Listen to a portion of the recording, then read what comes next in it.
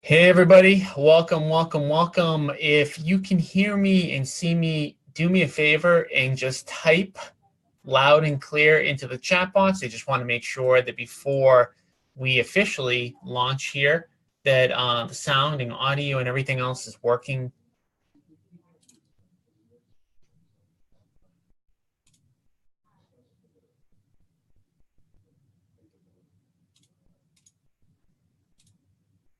All right, awesome, loud and clear, good to go. Good, sounds good. All right, guys, thank you very much. Let me just adjust a couple more things, and then we'll get rocking and rolling. In the meantime, can everybody who's on the line that wants to jump on and talk about an appointment that they went on during the week, just type right into the chat box that you want to hop on, and then I will bring you on at some point during this discussion. And we are going to bring in the one and only Bob DeVito right now. But first, I've got to unmute him.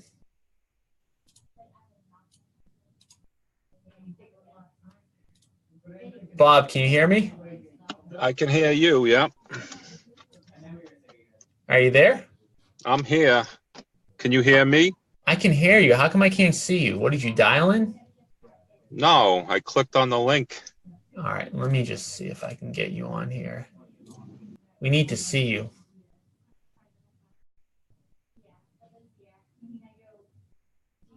Wow. Oh, there I am. Here you go. Are you driving right now? No, I pulled over for you. Oh my God, thank God. Wow. Well, I appreciate you jumping on. I know you're super busy and all that kind of stuff. Let me just see who else is on here. So I want to talk a little bit today about Brown Street. Would that be okay with you? Whatever you want, yeah. Whatever I want. All right. So, well, the purpose of these calls is kind of, to give some people some background on successful deals. And, for you, that's more like one out of, 500 appointments that you go on. But when you do get something good, we want to highlight it because we want to make sure that we got the energy up and we got you feeling positive about what you're doing every day. So sounds good. Let's talk about Brown Street, which is a deal that we did really, really well on and that you went out and you acquired for us. Can you give us a little bit of background about how you got that appointment and then what happened on the first meeting? I believe you got me that appointment. You called me and asked me. It was pretty close to where I live. So you got the appointment. Somebody set it up. I'm assuming maybe Barbara, but somebody set me up to meet the people there. Yep. The first appointment I had, it was an older lady. I think her name was Dottie, and she lived with her son. Yeah. She was probably, I don't know, maybe close to 80. He was probably 50. So it was a little bit of a weird situation, but they were living there. She was living in that house for probably 50 years, raised her kids there, all that stuff. So kind of attached to the house, but basically at this point in her life, he wasn't working. She was making about $800 a month from her deceased husband's pension or whatever she was getting. Yeah. They had been living on that amount of money for years and years and years, which is pretty amazing. So they own that house outright. Double what you live off of. Pretty much, yeah. But they were one of the people who, they ate very little. I don't know how the hell they did it, but they somehow managed it. Yeah. So you went out there. What was the reason that they were thinking about selling? Well, I think the main reason is between the taxes, the heating of the property. We were coming into the winter. They were worried that they were not going to be able to afford. And she had always paid her bills, never wanted to be behind, just an old time person. So she was afraid she was not going to be able to keep up with, her bills, especially with the cost of heating going up, the taxes in the town going up. So she was worried about that. Okay. So, there's a lot of different reasons why people potentially sell to us. Financial, stress is definitely one of them. That's the one that people always think about. when they think about investors buying properties. And it's actually kind of interesting because less than half of the appointments that we go on and we acquire actually have real serious financial distress like that. A lot of them, just want to sell for the convenience of selling to an investor, or they don't want to list their home. But this is kind of like the cookie cutter situation, the typical person that you would think of if you've never, done an investment deal. So you went out there. They wanted to sell because they didn't think they could keep up with the bills. And where was their plan for where they were going to go next? They didn't really have a plan. She just knew that she wanted to stay in the city. Obviously, with no income, no credit, no job, that was the biggest challenge, is finding them a place to go in the city. She was never going to leave. It was Tewksbury. She was never going to leave Tewksbury. Her doctor was there. She was the only one who drove. Her son didn't drive. She could barely see, never mind drive. So she couldn't get on the highway. She needed to be in town. Mm-hmm. So that was, yeah. So she knew she wanted to sell, didn't know where she was going to go, what she could afford.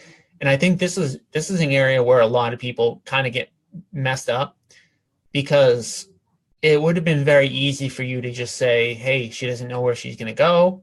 It doesn't seem like there's an easily, obtainable place for her to go.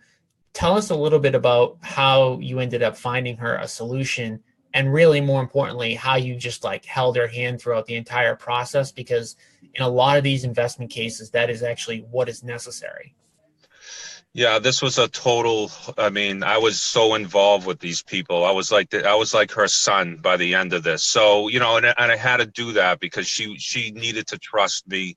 She needed to believe that I was going to definitely help her, keep her in the town, which was almost really impossible because rents here, she needed a 2-bedroom, one for her son, obviously.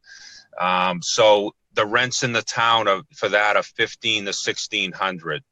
Barbara said St. Bob. Yeah, I don't know about that, but I do what I have to do. So that was the biggest challenge, was, the $1,600 to $1,500 for rent for someone making $800 a month with no credit, no job. That was a problem. So that's what I had to try to figure out, get her to believe that I could actually do that for her. And did you know that was, you were going to be able to figure out a solution right out of the gate, or were you unsure yourself? No, I always figure out a solution. There's no question in my mind I was going to do it, but I knew it wouldn't be easy, and it wasn't easy. But at the end of the day, you flew with your cape on your back. I did what I had to do. Yeah. So I've took her about 2 months to fully, she was literally, and I'm not exaggerating, was calling me every single day because she was afraid. She had signed the P&S with me, and she was thinking, obviously we had a date. I believe we went out 2 to 3 months, and she was deathly afraid that we were going to take the house from her and force her out. Mm-hmm. So the first couple of months, she was, even though I kept telling her, no, we will not going to take the house from you. I will find you a place. But of course, she didn't really know me before this appointment, when I got involved with her. So she was worried that, we would kick her out and take her house. So it was a little rough in the first few months dealing with her. Yeah. So I think the biggest kind of, takeaway there, for me at least, is sometimes people will say to me, especially people who have never done an investment deal before, they'll say, why would anybody ever sell to an investor when they can get more by listing their home? And this is a perfect example. If this lady had to list her house, what do you think would have happened? Because my thought is she would probably have end up losing the house. Yeah, she would have definitely got more than we paid for it. Not a lot more, but she probably would have got an additional 30 to 40. But that was the big thing, and I told her this, was that, I was going to help her, work with her, find her a place, and we were not going to close or force her to close until I found her a place to go. Right. So that was the thing that got her to come over to us, basically, just, knowing I would help her. And because a traditional buyer, whenever, a first-time home buyer would have wanted to get in that property the day that they had the contract, right? Right. Well, here I kind of played it a little bit different. Her house was not going to be. It was going to be close to being financed, but the reality was it probably wasn't. And an investor was going to come in, and he was most likely going to want this house quickly to flip, fix it and flip it. He wasn't going to wait like we were. We have the resources to hold, to wait, to do whatever we needed to do to find her the place. So if she did go on the market, that was one of the things I told her. An investor's not going to wait 6, 9, 10 months for you to find another place. Mm-hmm. They'll walk away and, you'll be starting over with a new investor who's going to put you in the same position. And then they would walk away if you wouldn't sell. So that was the big thing I was using. Not that I was using it against her, but I just wanted her to know we would do anything to keep her in there. And what was the period of time, and I can look this up if you don't remember, between the day that you got the contract on the property to the day that we closed? Oh my God, you'd have to look it up, but it was a long friggin' time. It was over 6 months, right? Oh yeah. Way easily. over that. Yeah. So it was quite a bit of time. And it wasn't like the original contract wasn't for 6 months. The original contract maybe was for 2 months. And then we just kept extending. And so back up a little bit for a second. The first face-to-face appointment, did you get a contract at the first face-to-face appointment, or was it the second, or was it the third? How did that go? It ended up, well, the first one I had, I got her to agree to the price. I negotiated the price with her, but because of this whole situation of her not wanting to needing a place to live and all that, I knew that I kind of had she took to me immediately. So I knew that I kind of had her. So yeah. I was willing to push it to the second one to sign because I didn't want to pressure her. She would have signed with me, I know, the first time, but I told her, come back in a few days. And this is not a typical thing that I would suggest you do unless you really feel very good about your relationship with them. So I knew that she wasn't going to go anywhere else. And I knew when I came back in 2 days, she would definitely sign with me. Mm-hmm. And so the 2 days was just kind of her, thinking about it, or you just didn't? No, it was more me setting like a trusting relationship with her by not coming out right away. And, I negotiated the price and I said, listen, I'm going to come back in a couple of days. We'll sign the contract. I didn't want her to think that I was a greedy investor just trying to get her to sign on the spot. So it was more because she was one of them people, like I said, old timer. She needed to build a little bit of trust with me. Mm-hmm. And I felt that was the best thing to do with her.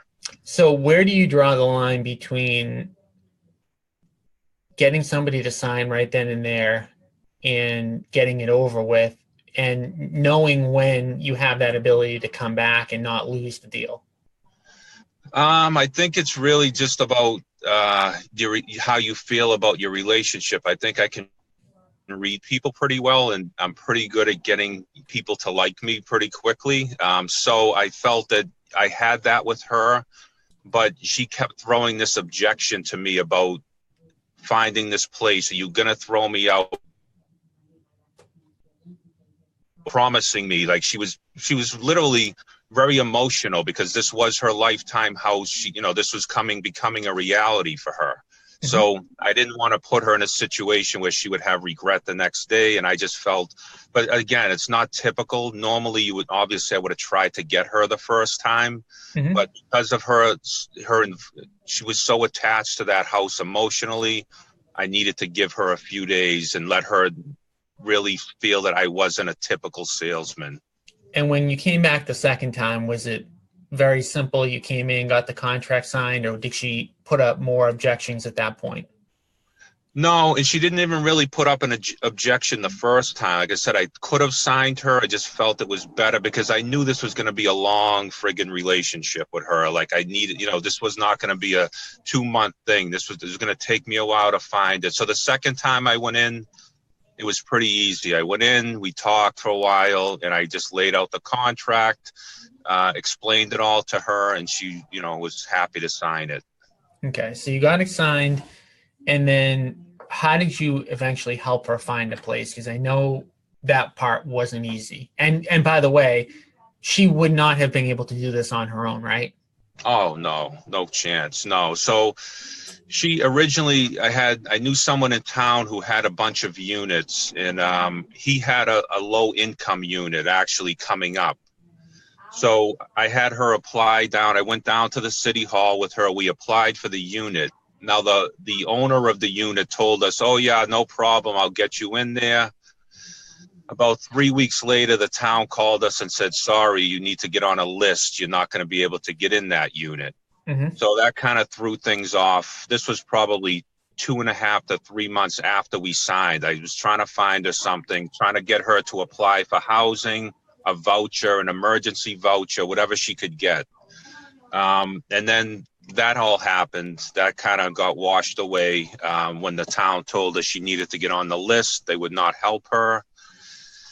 And then probably, you'd have to look up the timeline, but I think probably maybe 3 months later of me trying to find her anything, because at this point, all I was really trying to do was get her, the only way I could get her a place was for her to put, a year in escrow under her name and then disperse the monthly rent to any landlord. But, people were very reluctant to do it because of her income. Can you explain that in a little bit more detail?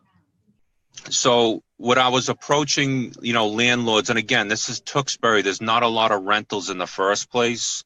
So, when ones were coming up, or I do know a few landlords over there, when they were coming up, I was asking them, listen, was she selling her house? I believe the price was what, $150,000, which was pretty much all hers. She had, that was all equity for her, right? I believe. Yeah. So she was going to basically put up a year's worth of rent, which was going to come out to about $18,000 into a separate account that she would draw from every month to pay the mortgage. I mean, the rent, because obviously she couldn't pay it out of her own money. Mm-hmm. So, and that was a kind of a problem too, because people were saying to me, well, what is she going to do after the first year? Yep. Because after what did you say to that? I said, so my whole thing with that was I was explaining to them how she was living on what she was living on for so long and how she was making. So I was basically explaining to them this $150,000 that she was making off of this deal was in reality, on top of the $800 she was getting a month, was probably going to last her about 15 years. I was breaking the numbers down that way of how she was living.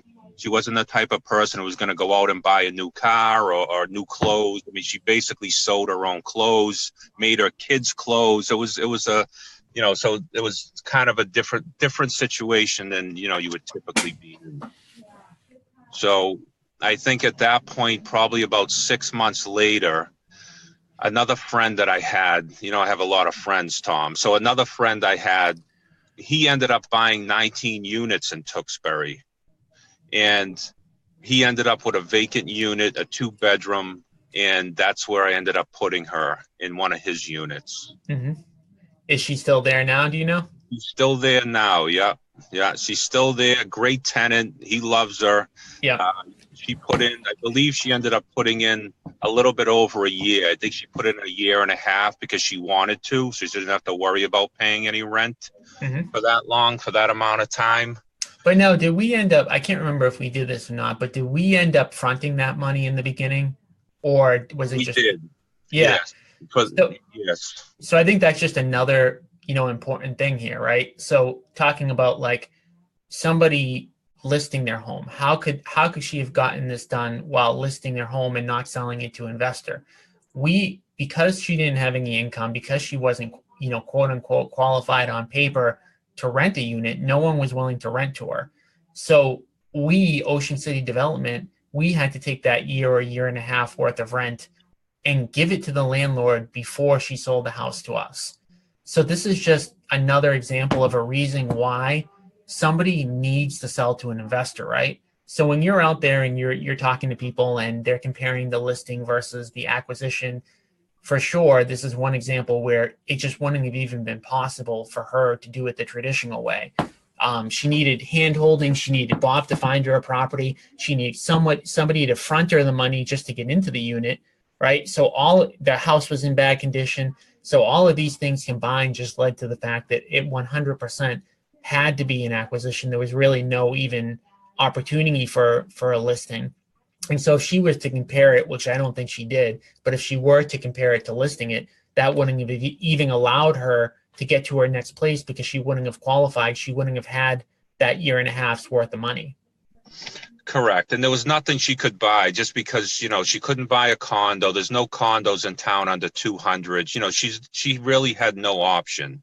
Mm-hmm. So, you know, this was her best option by far, which she, you know, she believed, you know what I mean? She knew after I talked to her, she knew this was her best option. I mean, I laid out the numbers for her because one of her biggest things was, of course, she was going out to rent, and 1,500 to a person of that generation is like $1 million a month. So she was very afraid of, how am I going to live? You know, I'm used to living here with no mortgage and all this stuff. And, you know, so I laid the numbers out for her and her son of, you know, once you sell this property, you're living on 800 now, you're going to be living a lot better than you are right now, even paying 1,500 a month for the next 10 years minimum. And, you know, of course, at her age, she probably wasn't going to make another 10 years, but of course she was worried about her son and what he was going to do because they were very dependent on each other.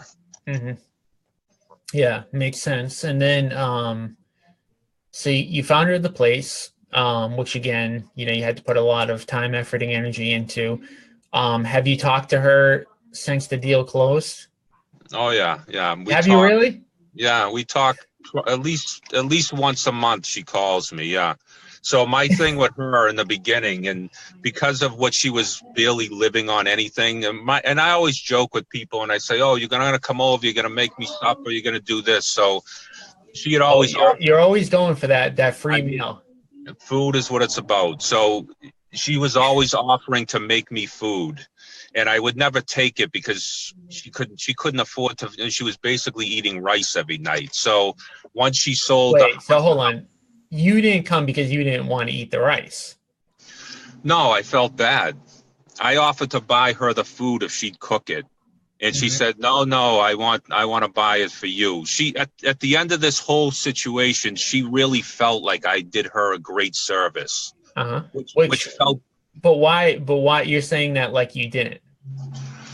No, I'm saying it in that I know that I did, but most people never look at it that way. They look at it as, you know, we're greedy. You know, we stole the house from her for 150. It was an older lady. You know, she could have got more in the market. People don't understand, you know, everything going on in the back room here of, like you were just talking about, of her finding another place. All that stuff is, you know, she never could have done it on her own. Yeah, but that's like saying, you know, like I know you've got a Corolla, right?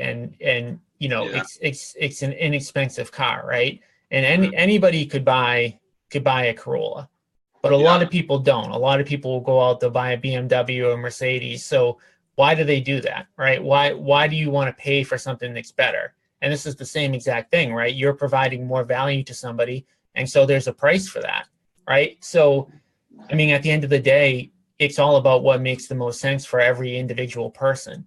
And every house that we buy, there's a reason why, and this is just one example of a reason why somebody would want to sell to an investor. But there's 30 or 40 different case situations that we could walk through of reasons why people want to sell to investors. And, you know, in some cases, our offers aren't even that much less than market. But when they are less than market, again, it's a conscious decision. Like, people are comparing every single time, do I list or do I sell to an investor, and determining for themselves what makes the most sense. And it's not always about squeezing every last dollar out of it, you know, even though in some cases, you know, it does end up being that. Right. But I think just from what I've heard from other people, and, you know, this doesn't really apply to me because I don't really think about it this way, but, you know, people are afraid to walk in with your offer. Right. And you've heard that. I'm sure it's, you know, it's a very common thing we've heard. But when you get into a situation where you have, you know, because I think the biggest thing they're afraid of is offending the people. But when you come into a situation like this, where it's really just all about emotion, and if you don't feel strongly about that you're helping these people, you're going to feel like you're screwing them. Right. Well, that's like even with the listing, like people automatically will go to 4%. Right, they'll automatically discount their commission even if they shouldn't, and even if the value isn't going to be there. So you've got to believe in what you're doing, in your value proposition, and what you're going to provide. Like, you provided this person with a great service, and for you to go in automatically and just chop down a commission, or, be embarrassed to make an offer that might be lower than market value. I mean, you're not serving that person. Like, if you were to go into this person and you were to have said to her, you should list your house, you're going to get $25,000 more, that would have been a disservice to this particular person. You would have been doing the wrong thing for them. And you can't think about what somebody else, you can't use what you would want to do to make a decision for somebody else. You've got to understand their particular situation. So just like, for me and you, like, we don't care about what car we drive. So, we drive our cars. And, we could say to somebody who's driving a BMW, man, they're crazy for doing that. But they probably will look at us and say, why are you driving that Corolla? So like, it's the same thing. Like, you can't go with a preconceived notion of either this person should sell to an investor or this person should list, because at the end of the day, it doesn't matter what you think. It's about understanding what makes sense for that person and helping them achieve their goals. Correct. Yeah, I agree with that. I think it's, I'll tell you the truth, but there's so much emotion involved in selling real estate, and I don't really get into that anymore, just for doing the property management and stuff. But this particular deal brought me back to all that emotion. Yeah. The emotion of people raising their children in a house, selling a house, sitting there crying at the kitchen table, all that stuff that used to drive me insane, literally. What is the difference between that and the property management, the renters you're dealing with? Well, there's no emotion there? There's a different emotion. It's called anger. So that emotion I can deal with. The whole other part of it is the top. It's not that I can't deal with it, but that for some reason that drains me, as opposed to dealing with other, the tenants and their anger issues and all their other problems. That doesn't drain me, but the emotional part of dealing with a seller kind of drains me. Yeah. Because we don't want you to be drained.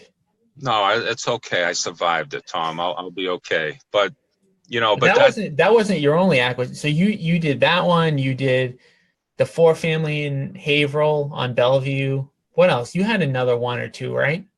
The Bellevue one was a 3. 3-family, yeah. Yeah, that one was a little different because I ended up having to list it for him to prove, because he wanted, I think he wanted like 220. I think your offer was 190. Yeah. And he wanted to list it first to see if he could get 220, which I agreed to do for 2 weeks, doing one open house, list it for 2 weeks, and then he agreed if I didn't get him that offer, that he would sell to you. So that's what I did with him. And you got an offer, and then what? There was inspection issues or something, right? Yeah, there was a lot of issues actually. There was he had done some work without permitting the work, and the city kind of got involved, and that kind of blew out that deal. And then you stepped in with your offer again, and he at that point gladly accepted it, and he still did all the work. Yeah, that was kind of a crazy one, because that was like, our offer was practically the same as what he would have netted listing it. So that one, he never even should have thought about listing that one in the first place. I mean, Brown Street was different because the differential between what we were paying and fair market value was a little bit higher. But of course, she needed more service. This particular guy didn't really need the service, but the differential in the price was practically nothing. Right. But an investor had to buy that one.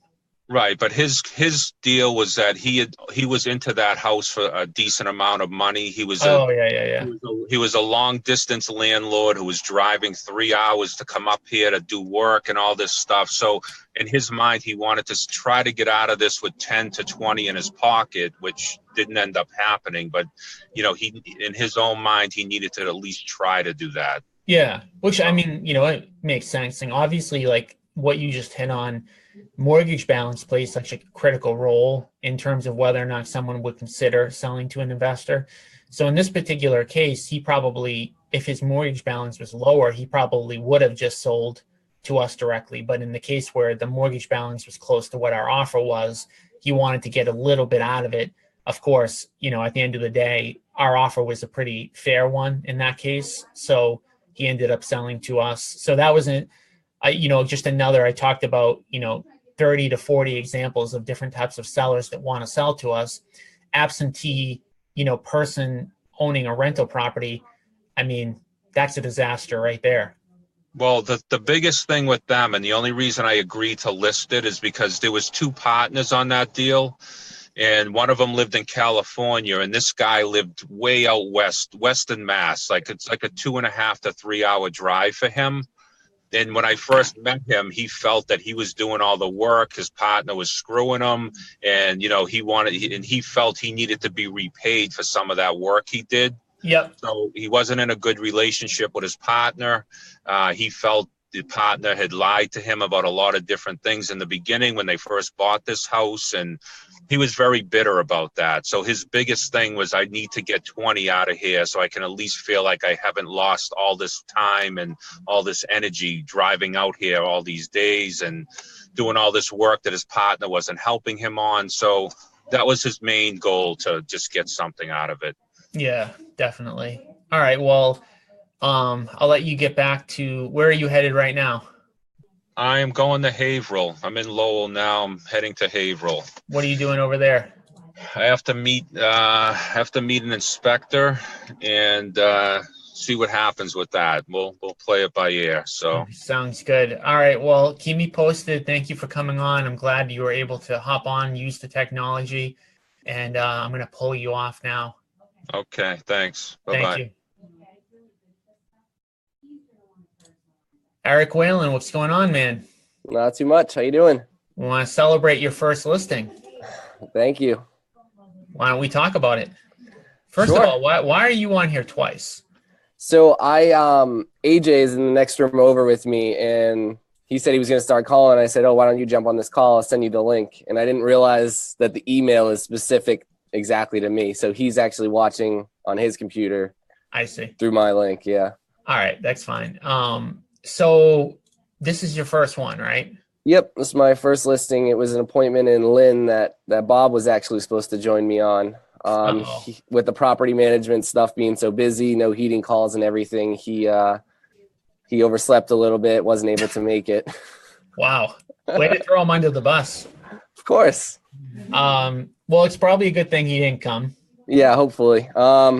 So actually, this was an appointment I think I mentioned in the group me a couple weeks back, that I had gotten this lead assigned to me through the group me check-ins, and it took about 4 or 5 phone calls with this particular seller to actually even get a call back to get him on the phone.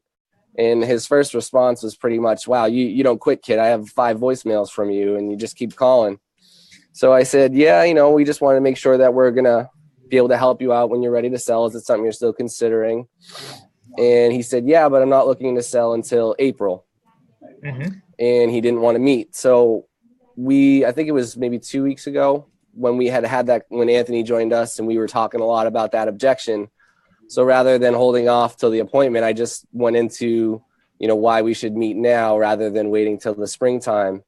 That we could probably get a buyer for him now. It's a good time to get it out when, there's less competition on the market. And he really liked what I had to say, so he decided to meet. And when I got there, it was more of like an instance like when Marty mentioned in last week's meeting, where he kind of got the deal done on rapport. I think that was kind of similar to what happened here. Mm-hmm. So I was actually waiting in my car for Bob, and the seller just came right out of the house and knocked on my window. Kind of startled me a little bit, but I said, okay, well, I was waiting for my colleague, but let's just get started. So he started showing me around the property. He's a firefighter over in Salem. My brother's a police officer in Peabody, so we kind of hit it off there. And when we got into the house, he's got music equipment everywhere. I used to be in a couple bands when I was in college, so there was another thing that we hit it off on immediately. Yeah. And then we just started going through touring the house. It's a 2-family in Lynn. He lived in one unit, rented out the other. Showed me everything, all the utilities, the other unit, and we basically just kind of finalized everything in his driveway. It was not a very... You didn't go inside the house? No, we did, but like Oh. we went into the second unit and then we just kind of stood in the driveway for 10, 15 more minutes talking. We didn't have a seat at the kitchen table.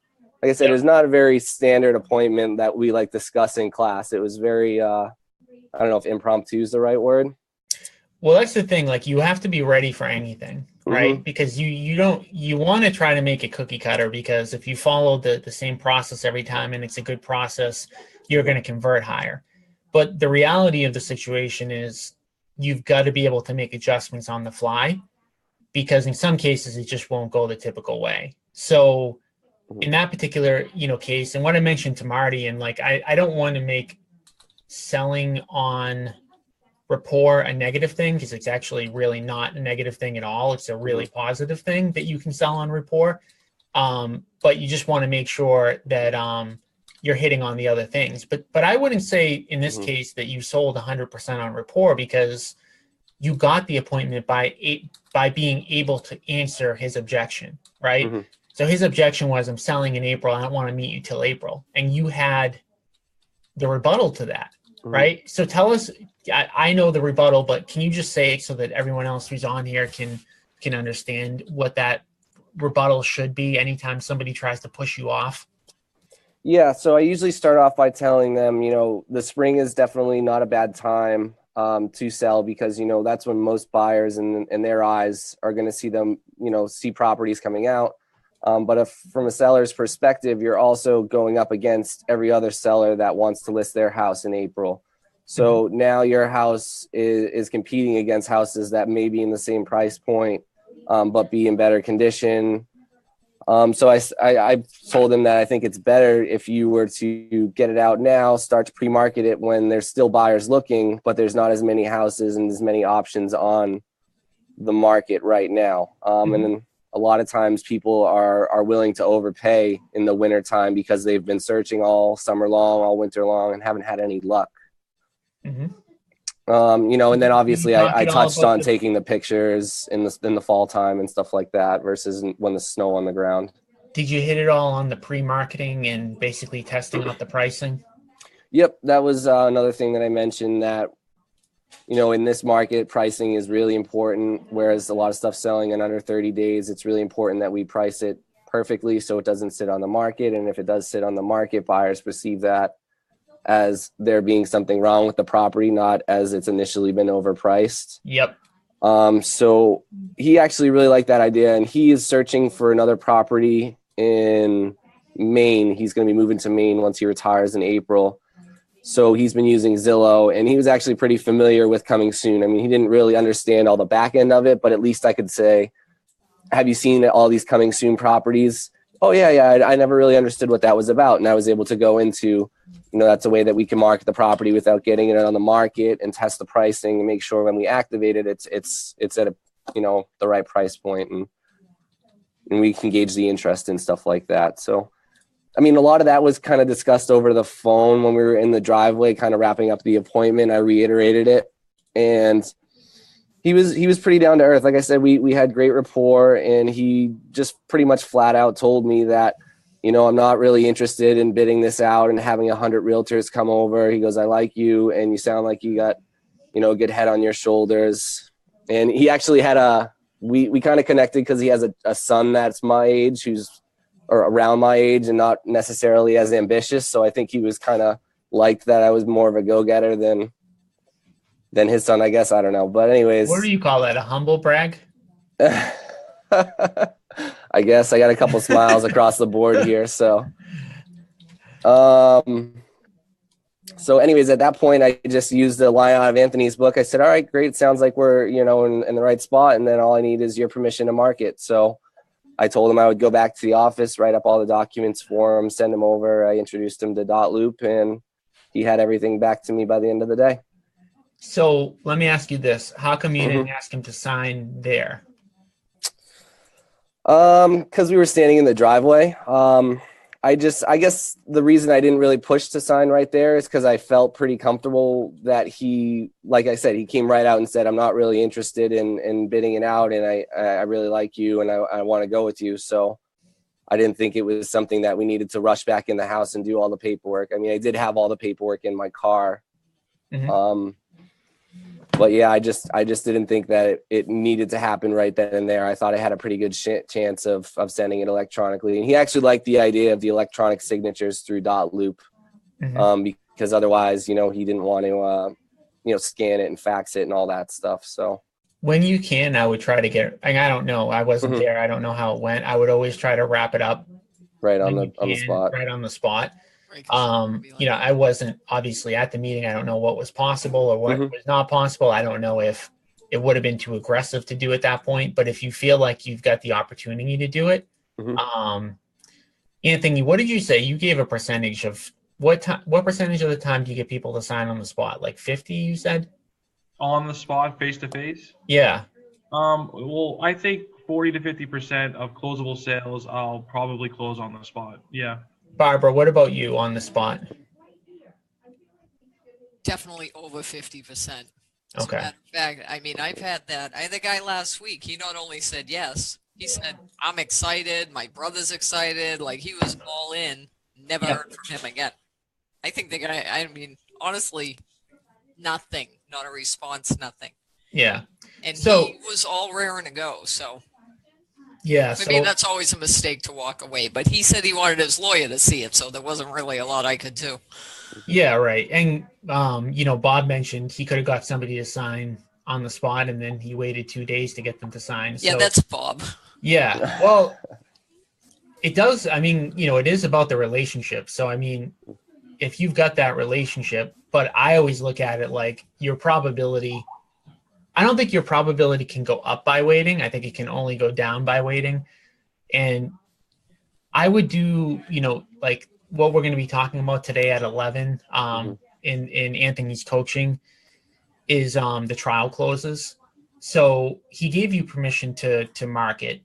So to me, the next lead in, you could have definitely went for it. Anthony, what would the verbiage have been that you would have used on that? Well, when you have a guy like that who's ready to sign and you're standing in the driveway, I mean, you always say, like perfectly said, I need your permission to get the marketing going. Yep. I'd really like to start it today, if possible, and then just reiterate, what you're signing. I mean, you basically had them wrapped up right there. You said everything perfectly. You really just wanted to break out the paperwork. Your scenario wasn't perfect. You weren't in the right spot to really break out a contract and get it signed on the back of a car. I'm not sure why you were outside in the driveway. It sounds to me like you were inside the house at one point and left the house. And I think before you walked outside was probably the time to sit and have that conversation with him. How did you get back outside? So we saw the owner's unit first, and then the utilities in the garage / basement area, and then we viewed the tenant's unit last. So once we left the tenant's unit is where we kind of just posted up in the driveway and started talking for about 10, 15 minutes or so. It's just bad luck. Yeah, it sounds like bad luck, but also, one thing you can use to break out as an excuse to break out the documents and possibly get him to sign right there is just explaining to him that you want to show him the documents, go over them with him. So in case he has any questions, you can kind of help him answer them on the spot. So, hey, if it just takes a minute, let me just show you what it is. People like that. People, when you're open to showing them the documents they're going to sign, they're going to take that as a positive. So, hey, let me show you this real quick. I just want to run through it and just give you an overview of what you're going to be signing and assume the sale, and then just open it up, show them, and say, yeah, this is, show them the documents, this is what you're going to sign. If you have any questions, let me know. You can kind of go through it. And at the end, I mean, you have the documents open, you have the pen in hand. I mean, you were like so close, like literally right there. And the fact that you had the documents in your bag, but didn't go for the close, it makes me nervous because that is a 100% completely possible signing on the spot, I would feel. But, you trusted your gut and you went with it and it worked out for you. So congratulations on that. But best practice is to always, at least ask them to sign if you're at that point in this particular situation. Because in the end, if they say, you know what, I mean, he was ready, he said yes, he was going to sign, but why sign later if you're. I mean, if you Yeah, something could have came up too, right? Yeah, something could have came up. You Mhm. could have got distracted. You know, you could have put it off. But like Tom said, your probability of getting that contract signed only goes down when you leave the appointment. You Now, know? do you think there's any reason why he wouldn't have signed? I don't think so. Yeah. I think he probably would have signed it on the spot. Yeah, so I think like always go for it when when you're doing the trial closing and you're getting an affirmative on everything and Mhm. all that stuff. I mean, you get other crazy things like some people aren't comfortable on dot loop or aren't comfortable on a computer and all that kind of stuff. So sometimes you can fall into issues there too. But anyways, I mean, you got it. So I mean, that's the end of the story. But obviously, like the purpose of all these calls is just to do as close to best practices and help everyone close as many deals as possible. Barbara, you got one signed this week too, right? I did. Okay. Was that kind of a traditional? Was there anything out of the norm on that one? This so I just signed one yesterday, a listing. It's actually somebody I had seen previously. Do you know how long ago? A month. Okay. Saw it about a month ago. 2-family, Lynn.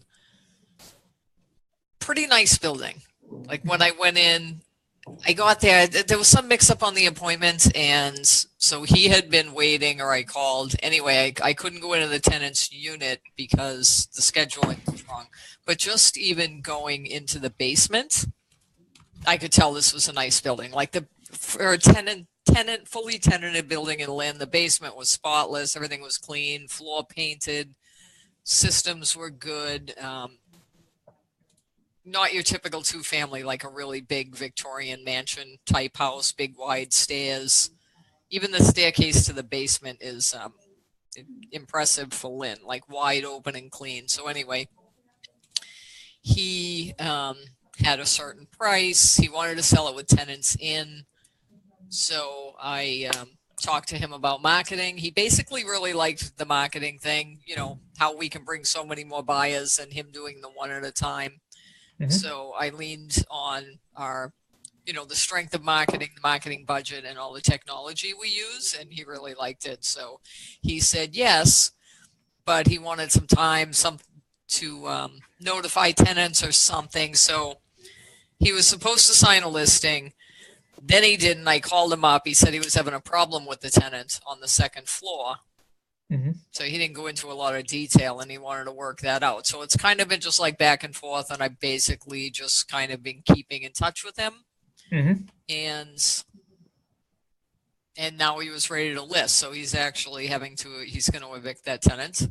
Mm. So, and he also, interestingly, he wanted to sell that and maybe buy a 4-unit. He's trying to upgrade, get rid of the 2 and roll his money into something else. But when I spoke to him yesterday in the listing, he said, I'd rather put my money in notes or something. He is set up.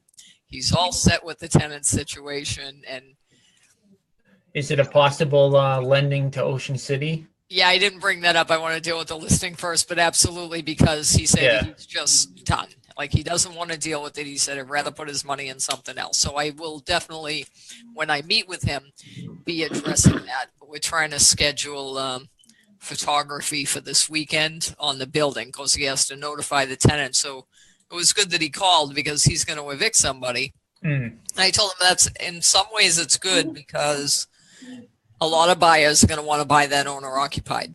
Yep. For sure. Because they're going to get a better rate. They're going to put less money down. And also,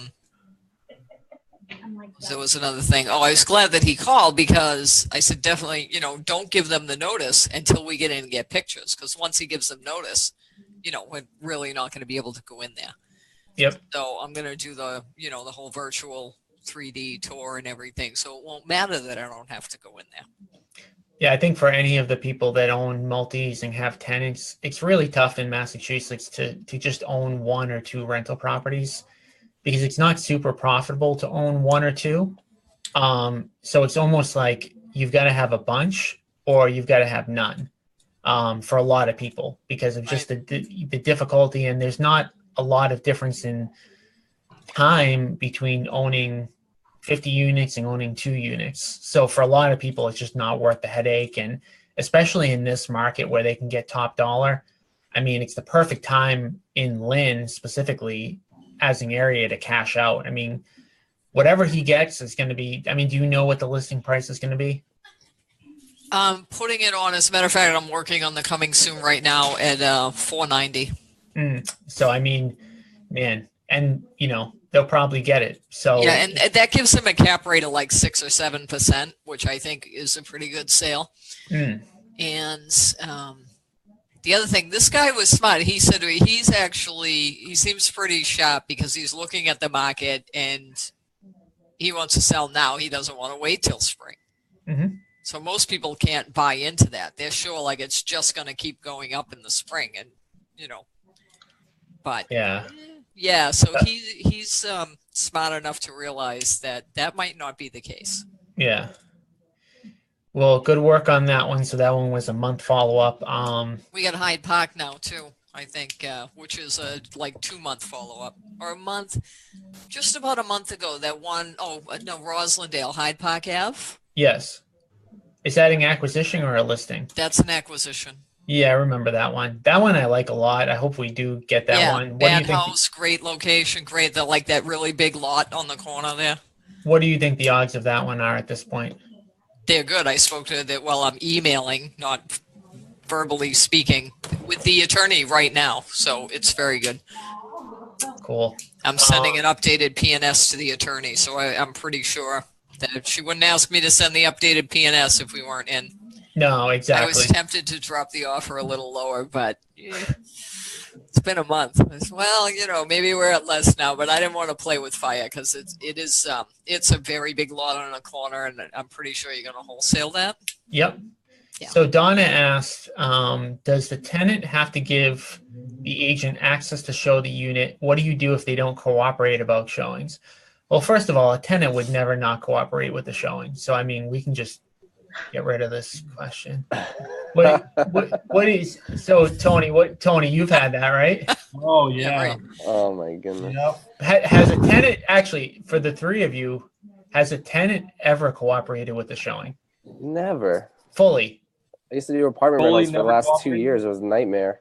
Only if they're already moving. Sometimes they're already planning to get out. So yeah, I've had good experience with tenants showing. And what do we do when we've had bad experiences? I've had an open house where we weren't allowed to show the second unit in a 3-family. They just wouldn't let us in. Yeah. And they refused. But people wanted to make offers on it, and I just told them to put the contingency upon seeing second unit in their offer to make them feel more comfortable. And we ended up, accepting an offer and somehow getting the landlord to get us into the unit for a view to, go beyond that. But yeah, we just put the contingency to see the apartment in there. Mm-hmm. So that's definitely one way to do it. Yeah, I mean, we've had a lot of different instances. I mean, I think Nina, who I think is on the call but not actually live, had, some pretty interesting experiences. But yeah, it's definitely not easy in Massachusetts where, the laws so heavily favor the tenants. And, luckily for the sellers right now, the market is so hot in a lot of these places where there are multifamilies. We usually can still figure out a way to do it one way or the other. But so we've got Tony's training coming up in 5 minutes, and I need to jump off. I need to get a protein shake down so I don't pass out. So thank you guys for jumping on today. Thank you. For everyone else who sat there, didn't jump on, come on. We need, we can't just keep talking to the same 4 or 5 people. Definitely get your situations prepared. I mean, Eric's practically getting, free coaching services here every single week. So we can't let him get all of the benefit. So hop on, let us know. Appreciate that too. Yeah, no, it's good. Mm-hmm. But yeah, I'd like come on some every week, tell you all about all my failures.